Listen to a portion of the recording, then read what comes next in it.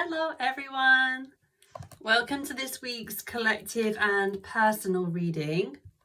So today I have 3 angel cards for you to choose from, which I will share at the end of the video, so it ties everything together for you. So number 1, we've got a feather.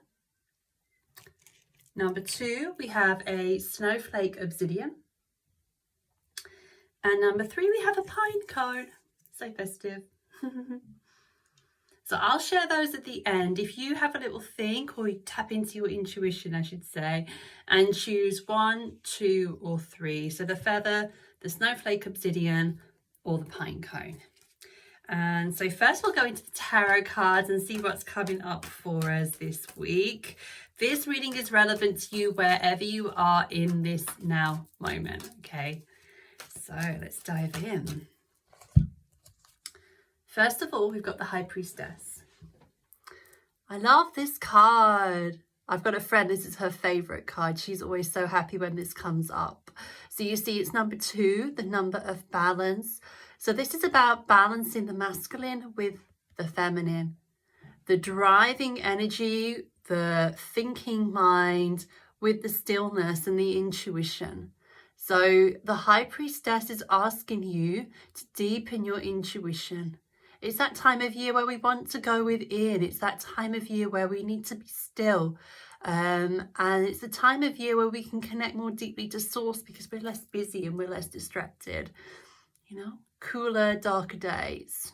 So the High Priestess, time for you to step into your intuition. Now, if there's something going on in your life and you're not sure if you believe somebody, this is telling you to stop overthinking it and ask your intuition, ask your higher self. Maybe draw some tarot cards of your own. We've got the 5 of Fire. So this is a card of being your unique self, enjoying your individuality, dressing the way you want to dress, expressing yourself in a way that is authentic to you, not the way other people think you should be behaving. So stop overthinking. Stop being dogmatic about the way that things should be. We do that out of trauma. We do that out of fear, overthinking, anxiety, doing things that we think we're supposed to do in the way that we think we're supposed to do them. They're other people's programs that have traumatized us. Instead, can you step into the 5 of Fire? Be in your unique self. Keep affirming to yourself that you are safe. Keep affirming to yourself that it's okay. If you feel like you look different or believe different, you know, it is safe to be your unique self. And the more we shine our light, the more people like us will know where to find us. And you'll be able to create a community of like-minded people who love and support you as you are. If you don't already have that, you can just do little steps at a time, little baby steps, if that's what you need to do. Okay, so step into your intuition and start being your unique self. See where you're overthinking and worrying and saying should a lot. Or shouldn't, I should say. Queen of Fire. So once we let go of what we think we should do and we step into our unique selves and our intuition, we step into this energy, the Queen of Fire, one of my favorite cards. So the Queen of Fire is the card of service.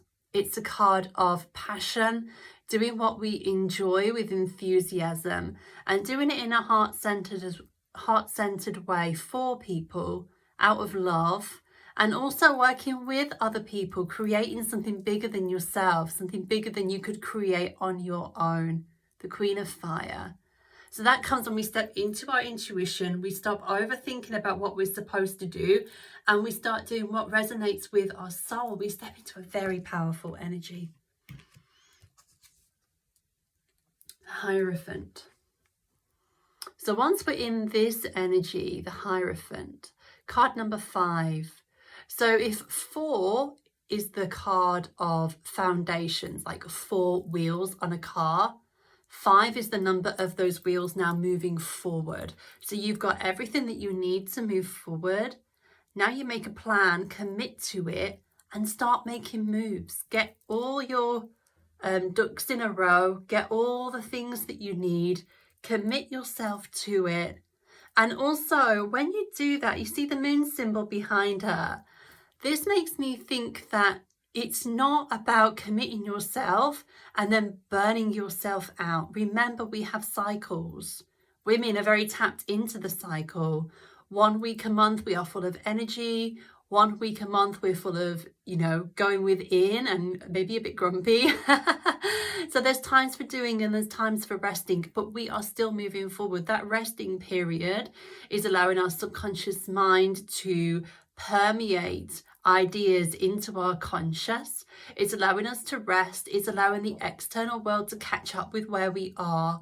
So moving forward and committing ourselves to a plan doesn't mean overgiving. It doesn't mean not stopping. It means accepting the cycles that come. Like, life is like a spiral. There's the energetic phase, there's the less energetic phase, and every time we get closer, further along, higher, whatever it might be, we go with the moon. It's very powerful. So the Hierophant, that's stepping into your spiritual powers as well.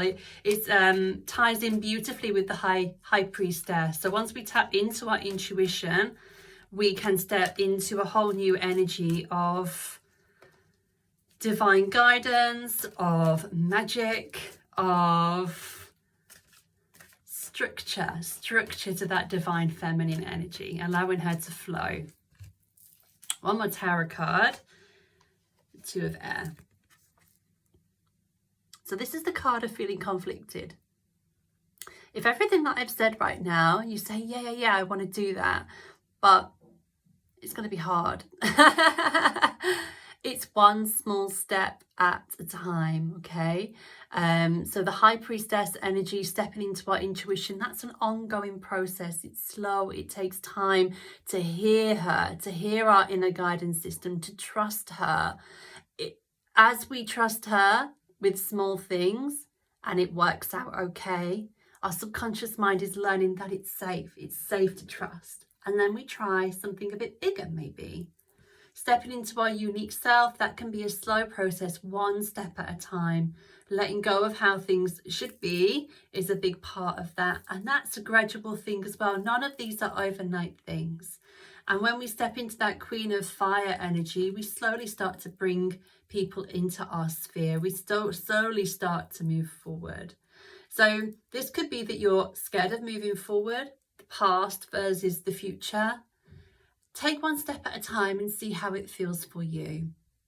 It may be there's a conflict with people in your life who are resistant to your becoming, and that's taking it one small step at a time. It's being true to yourself. It's loving yourself enough to do it and do it in a way that's right for you and your situation.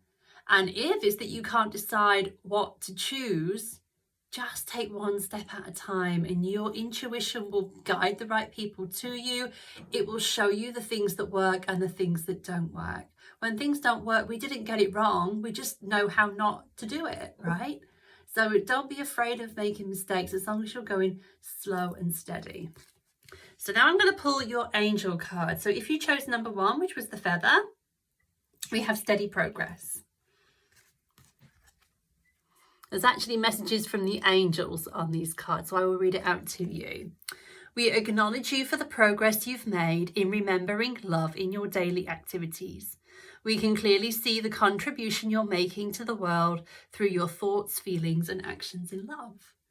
So this is saying one small step at a time. Take your time with this. It's okay. Every step you take, you're getting closer.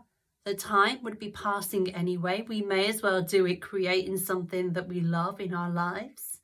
So take it slow. Every step is a positive step in the right direction, if it's in the direction of your dreams.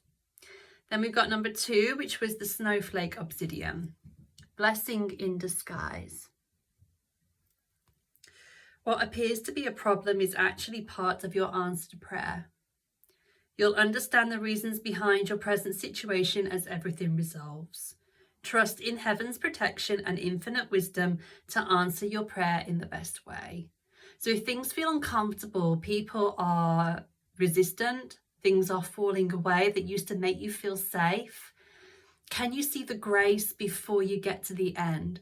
So grace is when we get through a difficult situation, look back and realize that it was a blessing.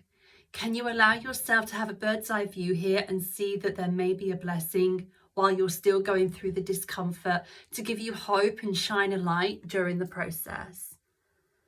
So this is about, if the Two of Air is about people being resistant to you, perhaps people getting annoyed, things not working out exactly the way you thought they would do, perhaps it's a blessing in disguise. And then number 3 was the pine cone. Ask us to help you in this situation, and we will immediately go to work on your behalf. We're governed by many universal laws, and among them is the free will that allows you to make your own choices and decisions. So we patiently await your request. If there's something that you're struggling with right now, this is to ask. It's to ask your highest self. It's to ask God. It's to ask the angels. It's to ask anything bigger than yourself, because there's freedom of choice, and you choose whether you ask for help or not. So asking for help with whatever you're navigating. I feel like all 3 of these are related to the Two of Air card, a conflict of some sort, asking for things to resolve, asking for help, asking for community, asking for strength. Whatever it is, you can meditate and ask for it. Ask the universe, like law of attraction, ask the universe to send the things to you that you need, and then love the things that are coming to you. Love everything that's good in your life, and the universe can provide more of that for you. So really powerful reading about stepping into your intuition, stepping into your true self, letting go of the things that don't serve, that overthinking monkey mind, quieting down so that you can step into this energy